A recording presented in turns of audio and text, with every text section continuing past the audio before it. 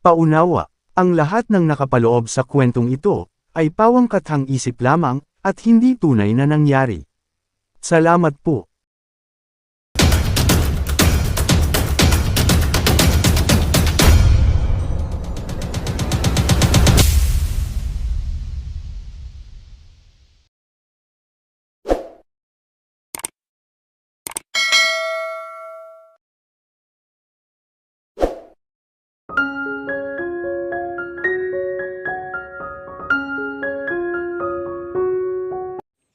Bakit po hindi kayo kumikibo, Manang Carmela?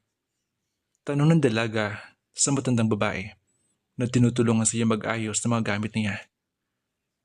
Ay bakit kasi hindi mo pa hintayin si Sturgeon, Cassandra? Hindi marahil tamang aalis kang hindi nagpapaalam o nagkakausap man lang kayong dalawa. Wika nito. Umiwas siya ng tingin. Nanikip ang kanyang lalamunan. Sinabi ko na po ang dahilan, Manang Carmela. Minadali niya ang pagpasok sa maleta ng mga gamit. Gusto niyang sabihin bakit kailangan pa magpaalam. Eto man, ay hindi nagpaalam nung umalis. Isa pa, ano ba ang dapat na pag-usapan pa nila? Napabuntong hininga ang matandang babae at tinitigan siya ng husto. Pagkatapos ay tumayo at niyakap siya. Sana ay muli ka makabalik, Cassandra. Umaasa ako. Hindi siya makasagot. Hindi siguro madaling kalimutan si Sturgeon ang naging damdamin niya rito. Pero tinitiyak niyang hindi na siya muling aapak ng Davao. Salamat po sa magandang pagtingin. Wika niya sa nagsisikip na lalamunan at banayad na kumakawala sa matanda. Sinikap ng umiti. Tinotoo po ni Doña Consuelo ang sinabi niya. Nagpadala nga po siya ng 3 kahon na durian. Kung hindi ko pa po inawat baka higit pa po roon. Nangiti na rin ang matandang babae. Palabas na sila ng beranda upang tawagan ang driver na maghahatid sa kanya sa paliparan. Nang siya naman pagdating ng sasakyan ni Enrique. Kasunod niyon si Atty. Frank Velasco. Halos magkasabay na lumabas ang kotse ng dalawa. Si Hana, tanong ni Doña Consuelo sa dalawa. Huwag mong intindihan ang anak mo, si Atty. Velasco. Nagpaiwan at gusto rin niya mag-blowout sa mga kaibigan niya.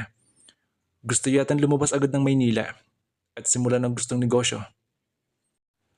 Fashion consultant Consuelo, natatawang wika ni Don Enrique. Napansin ang nakagayak na si Cassandra. O Cassandra, mamaya pa ang flight mo . Bakit napakaagaw naman yatang gumayak? Para meron siyang time para mag-shopping ng pasalubong, Enrique. Ani Doña Consuelo bago pa nakasagot ang dalaga.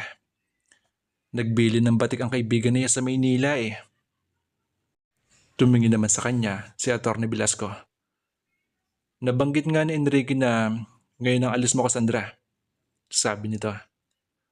Magbo-volunteer na ako na ihatid kita doon. Salamat po, Aniya. Pero baka makastorbo po ako.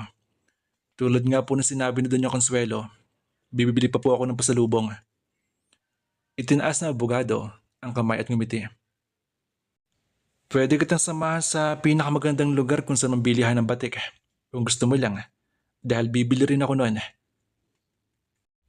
Kung hindi naman po nakakahiya sa inyo. Hindi iha. Paniniyak ni Atty. Velasco. Gamitin mo yun, Ban Frank. Maliit ang kotse mo para sa mga kahong ni Consuelo. Naroon ang amusement sa tinig ng matandang lalaki at inuutos sa naroong driver na ipasok na sa likod ang mga kahon at maleta. Pagkatapos ay nilapitan si Cassandra, kinamayan at niyakap. It was supposed to be a casual, subalit kung bakit nagtagal ay walang makasagot. Si Doña Consuelo ay niyakap rin ang dalaga. Nanatili nakamasid sa may pinto si Manang Carmelita. Kumuwi ang dalaga bago sumakay sa van. Si Atty. Velasco ay nauna na sa driver seat. Ilang sandali pa ay puro alikalbok na lang ang makikita sa daan. Saan ba nagpunta si Sturgeon at bakit hindi alam ni Veronica yung tungkol sa seminar?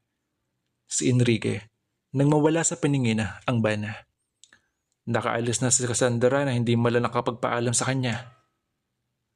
Malapit lang ang Maynila, Enrique. Nagtitiyak kong susunod si Sturgeon doon. Nakangiting wika ni Consuelo. Si Manang Carmelita ay hindi malaman ang gagawin sa tensyon. Bakit ba naman kasi wala pa si Sturgeon hanggang ngayon ni hindi ito tumatawag? Samantala, napuna ni Cassandra na hindi patungo sa airport ang daang tinatahak ng sasakyan. Kumakapal ang mga puno at nagiging makito ang daan. May daan po bang iba maliban sa main road, attorney? Tanong niya. Dadaan muna tayo sa bahay ko, Cassandra. Wika ng abogado na nilingon siya at nginitian. Total ay maaga pa naman. Nakalimutan kong wala pala akong dalang pera. Okay lang ba sa'yo? Gusto man niyang sabihing hindi, ay wala siya magawa kaya isang marahang tango ang isinagot ng dalaga. Ilang sandali pa ay wala na siyang natatanong na bahay at rough road na ang dinadaanan nila. Gusto na niyang isiping wala na siya nakikitang bahay nang matanaw niya ang isang katamtamang laking bunggalo. Tulad ng karaniwang bahay sa bahaging iyon ng Davao ay puro puno ang paligid nito. Hayon ang bahay ko, Cassandra. Nguso ng abogado sa bunggalo na nababakuran ng mga puno. Nabili ko ang bahay na yan nung una kong dumating dito sa Davao 8 years ago. Ipinasok nito ang van sa bakuran at ipinarado sa tapat mismo ng pinto. Lumabas ito at tumikot sa lugar niya. Bumaba ka muna, iha. Nako, wag na po. Ihintayin ko na lang po kayo dito. Aniya. Kung pera lang naman ang kukunin, hindi kailangan pumasok pa. Come on, Cassandra. Hindi mo man lang ba gusto makita ang bahay ko? Maliit lang iyan. Hindi tulad ng Villa Alegra at sa mga Lorenzo. Nahimigan niya ang tila pagdaramdam sa tinig nito. Kaya bubaba na rin siya. Binuksan ng abogado ang pinto at natambad sa kanya ang maliit na kabahayan. Pero puno ng kasangkapan at maayos. Alanganin siyang pumasok subalit hawak siya ng lalaki sa braso at inakay papasok. Make yourself comfortable, Cassandra. Mapapaghandaan ako ng maiinom. Pero wala nang pero. Nakangiting wika ng matandang lalaki. Mula sa isang silid ay lumabas ng isang babaeng marahil ay nasa late 20s nito. Hindi kagandahan subalit smarte kung tumayo at gumayak. Nakahinga ng maluwag si Cassandra nang malamang hindi lang sila ng abogado ang nasa bahay.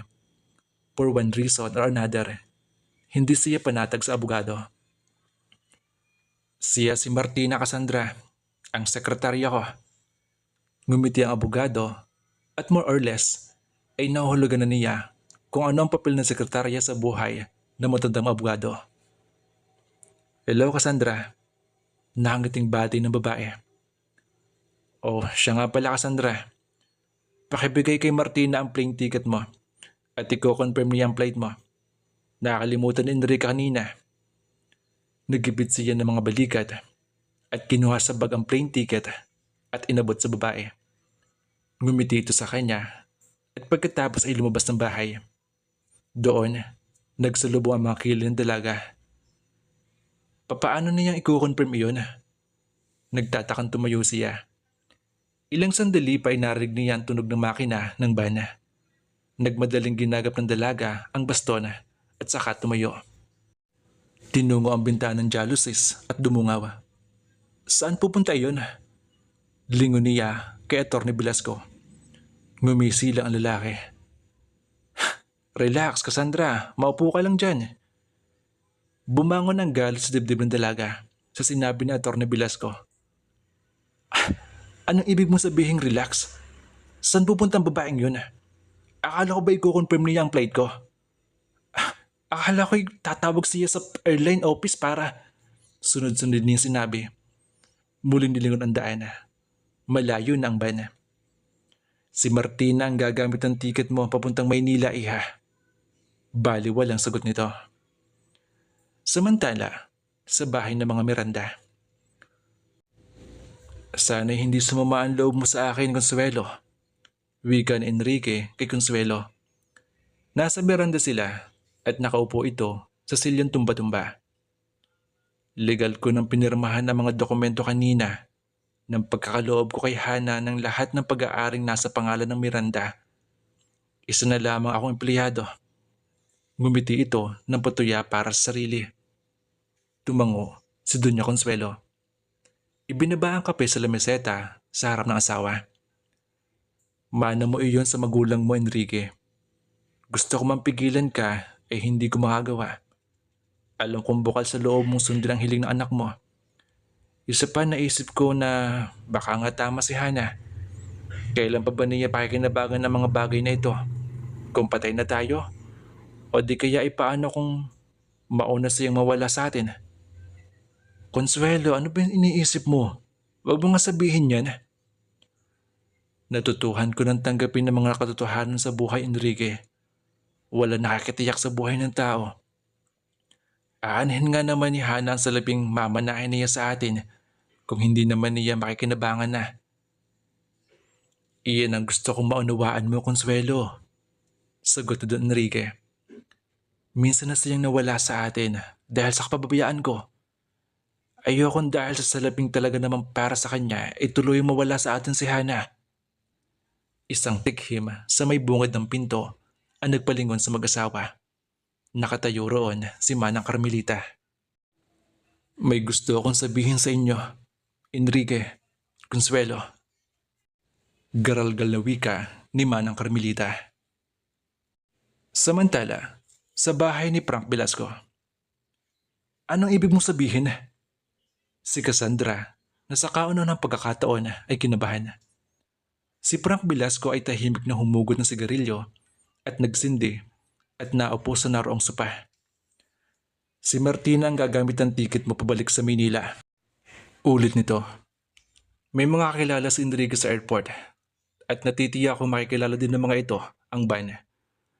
Malalagay sa isip ng lahat na talagang bumalik ka ng Maynila. Kung hindi ko man makarating, hindi ko na problema yon. Isang marahang tawa ang pinakawala nito. Hindi kita naiintindihan. Napataas na ang boss niya. Bakit mo ginagawa to? Nagbugan ng usok ang lalaki. Ang tanging kasalanan mo, nagkamali kang piliin ng Davao para magbakasyon, iha. Sa dami ng lugar sa Pilipinas, bakit dito pa? Ay, very ironic. And to think that you are a rich woman. You could have gone to Europe. Kalmante nitong sabi. Nadagdagan pa ng patulan mo si Sturgeon at nahulog ang loob niya sa'yo. Ano? Hindi kita naiintindihan. Magkahalong iritasyon at kaba ang nasa kanyang dibdib. Ano ba pinagsasabi mo? Ngumisi ang matandang lalaki at nagtatak ng abo sa ashtray. Kay dagal ko nang hinintay pagkakataong ipagkaloob ni Enrique ang mga ari-arian niya kay Hana Cassandra. Dumating yun kanina. Nasa akin na mga papeles na nagpapatunay na pag-aari ni Hana ang buong Miranda. Ay di good for Hana. Kinakabahan na hindi pa rin na mailis ang sarkasmo sa tinig. Pero anong kinalaman ko doon? Nakuha mo na pala ang gusto mo. Isa pa yung sumugumugulo sa isip niya. Anong interest na abogadong ito sa mamanahin ni Hana? Darating tayo dyan, iha. Mahinahang wika nito. Hinagod siya ng tingin. But things would have been alright kung hindi ka natutuhang ibigin ni Sturgeon. Hindi niya ako mahal. Sigaw niya, kasama ang pait sa dibdib sa kasinungalingang iyon. Oh yes, mahal ka niya. And to my knowledge for the past 8 years, he must have loved you when you were still a baby. Strange, di ba? Halos bulong lang ang huling salita na tila para sa sarili at nangunot ang noo. I am not very romantic, kaya pinagtataka ko mga bagay na iyon. And to think there was Hana and was willing to. Tumigil ito sa pagsalita at tumiling. Napahawak sa noo niya ang dalaga. Palabo ng palabo ang usapan at hindi niya naiintindihan. Nasulyapan niya ang isang estula at wala sa loob na naupo roon. Please, hindi kita naiintindihan, sabi niya rito. At tinitiyak ko sa yung walang pag-ibig sa akin, Sister Jen, kung yun man inaalala mo. At kung mayroon man, magpapakasal sila ni Hana. Kaya walang problema sa party ko. Hindi nga ba't babalik na ako ng Maynila? Ay, huli ka na iha. Patuloy nito at muling humitit ng sigarilyo. Hindi ko alam kung nasan si Sturgeon ngayon. Pero nagpapasalamat ako na pinili niya ang pagkakataong ito para mawala sa eksena. Hindi ko magagawa ito kung narito siya. Nagkipit ito ng mga balikat. Well, gagawin ko sana ito sa Bulacan eh. Pero bakit pa ako maghihintay sa pagkakataon at magbayad ng mahal? Gayong heto na at ibinigay na sa akin ang isang silver platter. Wala siyang naiintindihan. Nanatiling nagdikit ang mga kilay niya sa pagkakatitig sa matandang lalaki na prenteng nakaupo. Maraming tanong ang nag-uunahan sa isip niya. Mga nakakalitong tanong pero hindi niya alam kung saan mag-uumpisa. Paano ba siya napasok sa gulong ito? Tumikim ang dalaga. Sinubukan niya ikalma ang sarili. Alright, umpisa natin sa simula. Ano ba kinalaman ko rito? Sinasabi ko na sa'yo, di ba? At hindi ka nakikinig. Sabi nito. Kung sana'y nabawi kong tuluyan ng Alegre Farm, ay baka sakaling palampasin kita. To tell you the truth, kalahati lang ang nadarama kong kasiyahan ng legal na pirmahan ni Enrique ang mga dokumento kanina. What I want is the whole Alegre properties dahil akin yun. Pagdiriin abogado at napasinghap si Cassandra sa biglang pagtalim ng mga mata nito na wala ang kalma sa mukha. Pero ito naman si Sturgeon, gago. Na-inlove siya sa'yo. Tinitigan siya nito. At ganun ka din naman sa kanya. And soon, pakakasalan ka niya. Ititira ka dito sa Davao at iyon ang hindi ko gusto. Bagamat imposible, ayokong ipapagsapalaran na malaman ng mga Miranda ang tunay mong pagkatao. Nanlaki ang mga mata niya. Tunay na pagkatao? Ano ba bang ibig mong sabihin? Ano ba sinasabi mo? Please, ihatid mo na ako sa bayan. Ako na mismo ang pupunta sa airport. Nilingan niya ang pinto. Don't ever think about it. Wika ni Atty. Velasco na nahulaan ang nasa isip niya. Dahil hindi ka makakatakas dito. 5 kilometro mula rito hanggang highway. At sa kalagayan mo, nako, sinulya pa nito ang baston sa kamay niya. I doubt kung makakarating ka roon ng humihinga pa. Pero bakit? Pahiyaw niyang tanong. Napailing ang abogado. For a while, ay nahagip niya si Patsyas sa mga mata nito na bigla rin namang nawala. Ikinalulungkot ko, Cassandra.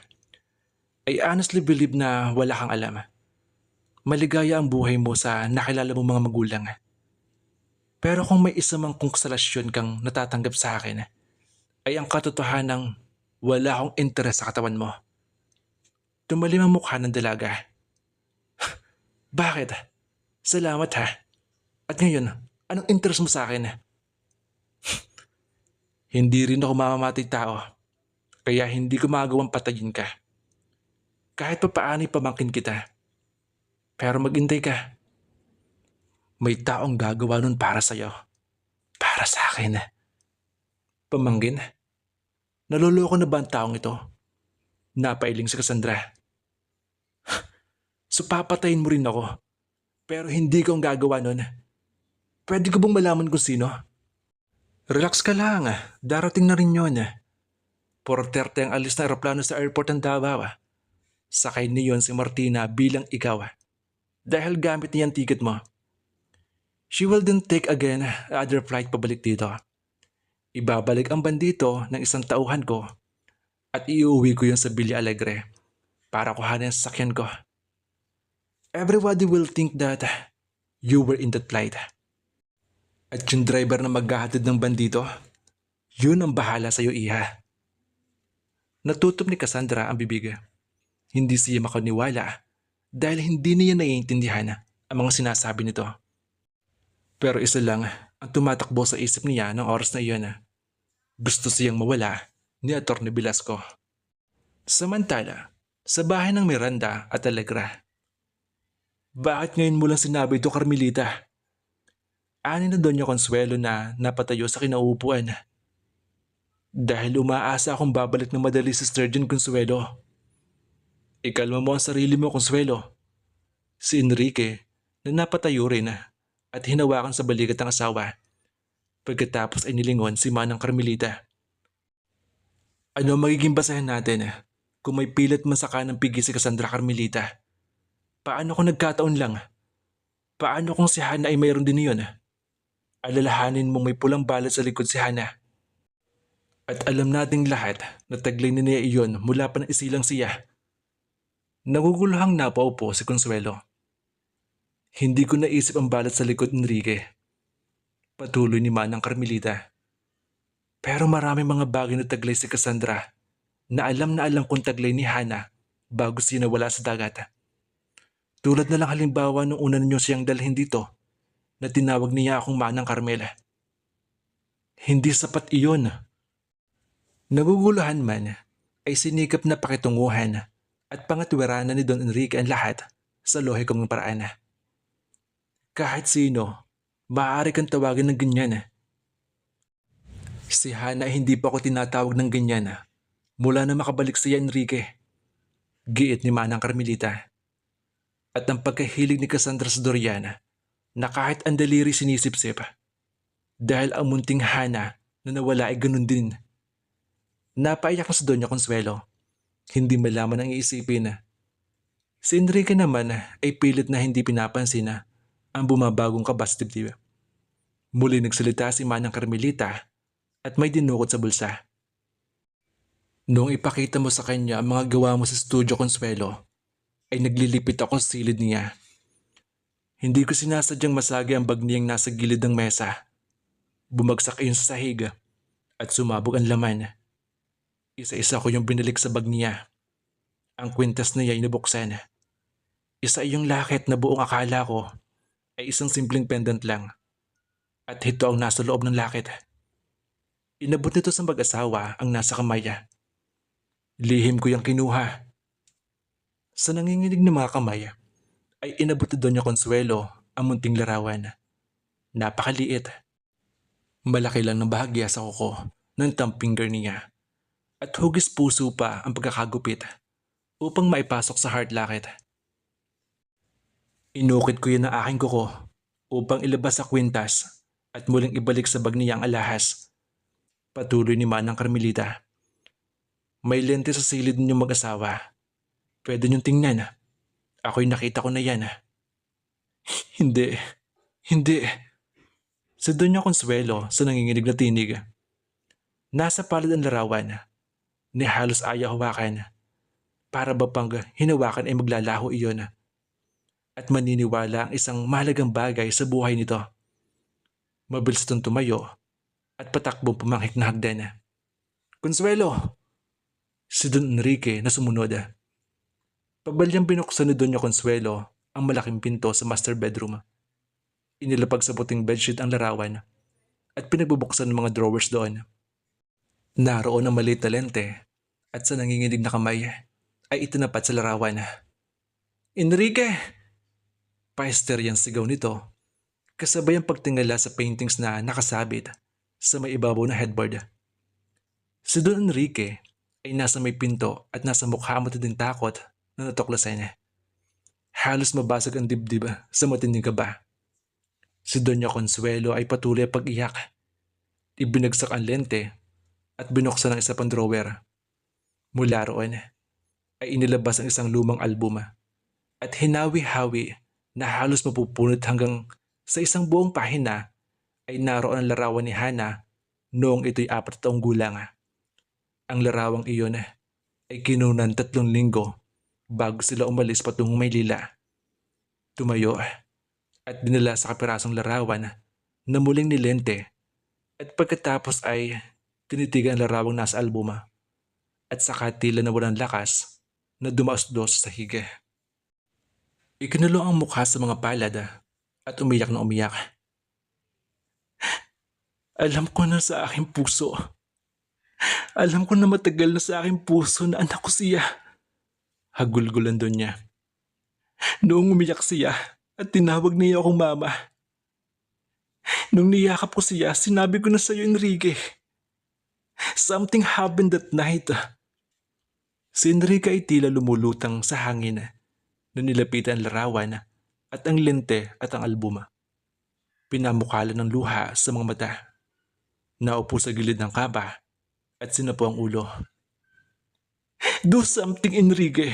Do something. Pahisteryang wika ni Doña Consuelo. Kung kinakailangan natin lumipad patungong Maynila, gawin natin ngayon. Isang impostor ang hanang kapiling natin sa loob ng 6 na taon. Kaya kakaiba siya. Naroon ang galit sa tinig na Consuelo. Biglang sumungo sa pinto ay nag-aalalang si Manang Carmelita. Parating ang kotse ni Hana. Anong gagawin ninyo? Nagkatinginan ang mag-asawa. Si Doña Consuelo ay agad tumayo upang lumabas. Papatayin ko ang impostorang iyan. Nahagip ni Don Enrique ang braso ng asawa. Consuelo, calm down. Pag-isipan muna natin itong mabuti.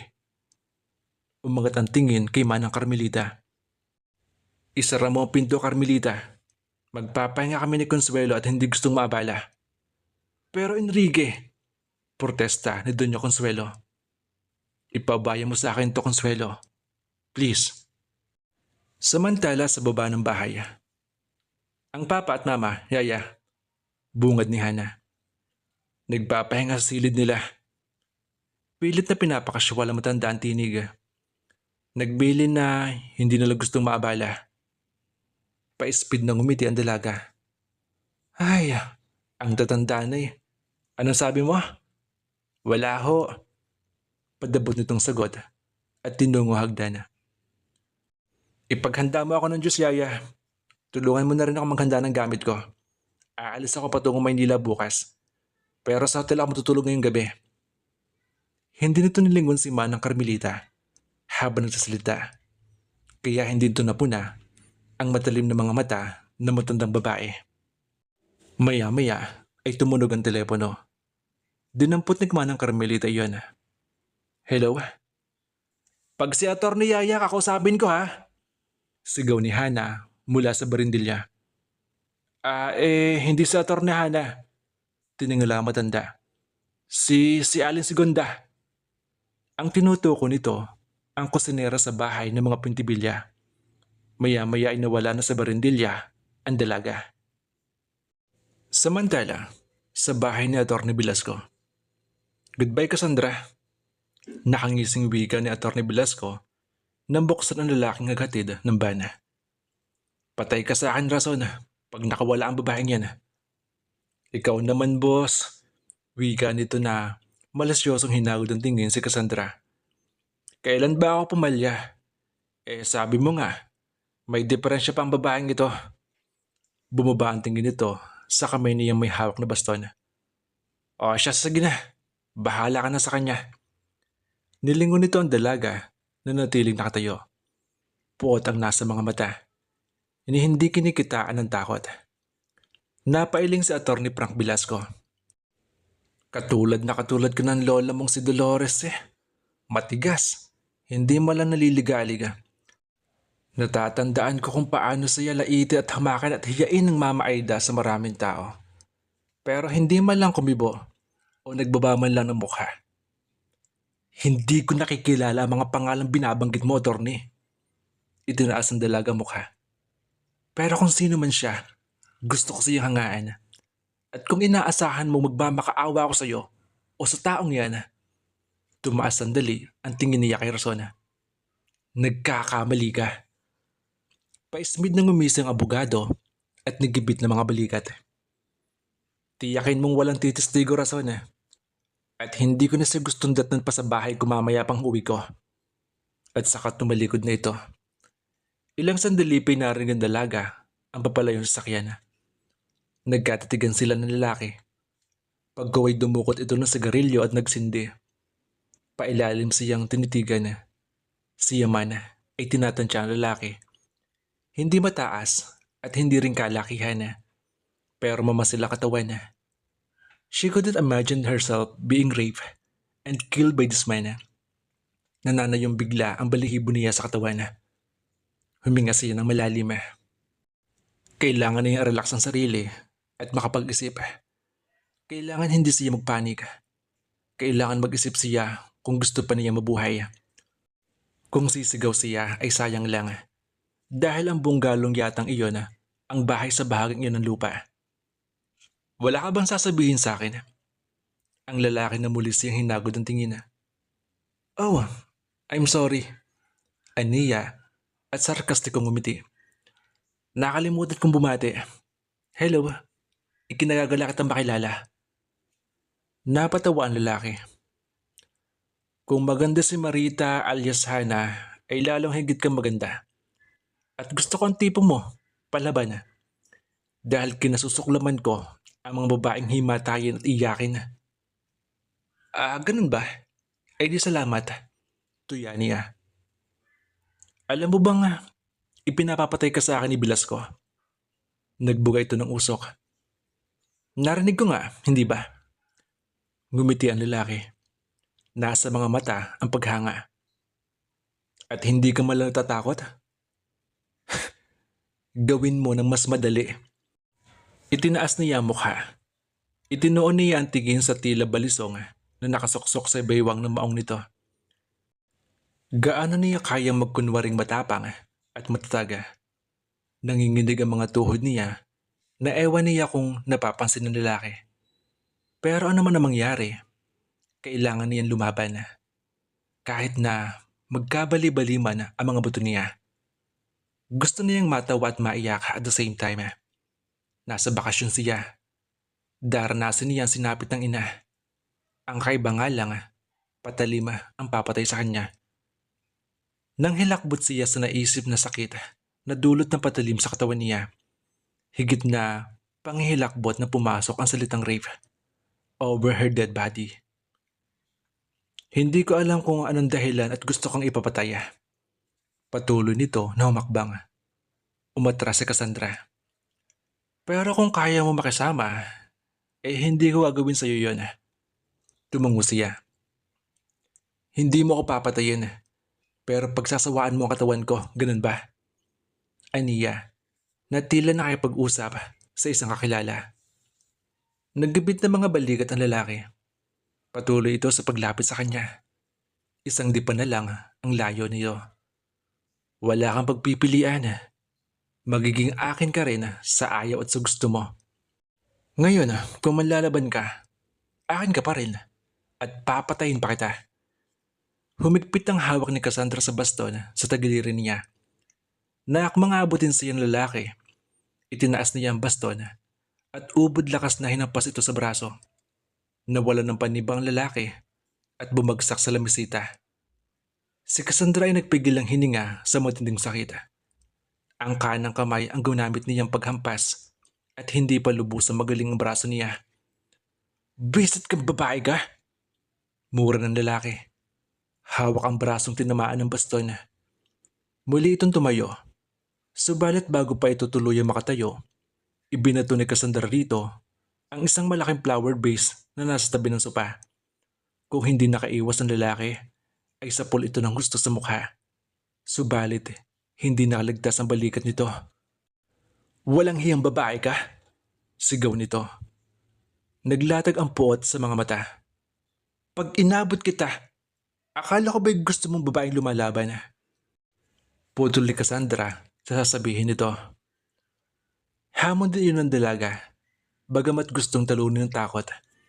Hindi tiyak ng isip kung anong kahihinatnan ng ginagawa. Pero kahit anong mangyari ay lalaban siya. Inabot ang lahat ng mahawakan at pinagbabato sa lalaking hindi malaman kung paano iiwas. Nanlaki ang mga mata ng lalaki. Papatayin ito ni Velasco pag naabot ang basaga at siraan lahat nitong mga gamit. Hindi ininda ang ashtray na tumama sa dibdib nito at sinugod si Cassandra. Umikot si Cassandra sa corner seat at malakas na sinipa ng kaliwang paa ang stool na inuupuan kanina at tumama sa mga binti ni Rason. Muling nawala ng panimbang ang lalaki.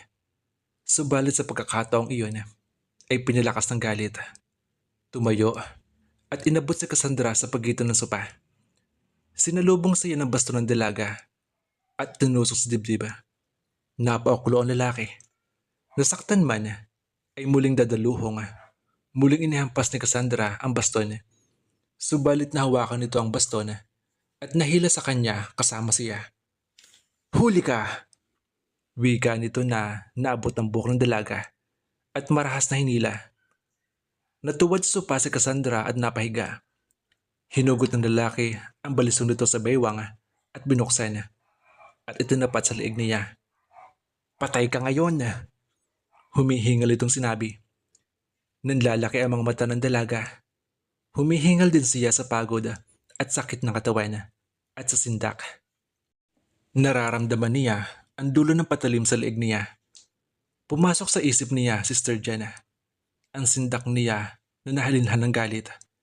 Mahal siya ni Sturgeon, mahal siya. Hindi ba at paulit-ulit na sinasabi iyon na binata sa kanya? Bakit hindi niya iyon itinanim sa isip at paniwalaan? And now, she is going to die.